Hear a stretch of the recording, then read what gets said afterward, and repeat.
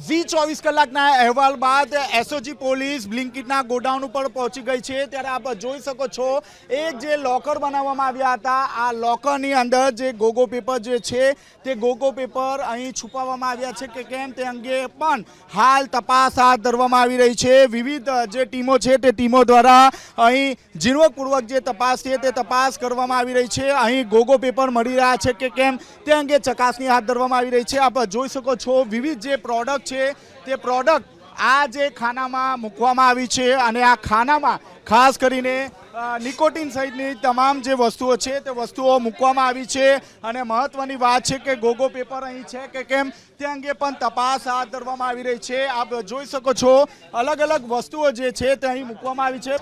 આપની સાથે ડીસીપી નકુમ સાહેબ જોડાયા છે। સર્ચ ઓપરેશન છે, શું છે સર્ચ ઓપરેશન જે છે ગઈકાલે જે ઓનલાઈન ઓર્ડરો કરતા જે ગોગો પેપર્સ અને એ બધું મળી આવતું હતું, તો એના માટે આપણે અહીંયા 11 વાગે એક સર્ચ ઓપરેશન રાખવામાં આવેલ છે અને અત્યારે એ ચાલુ છે।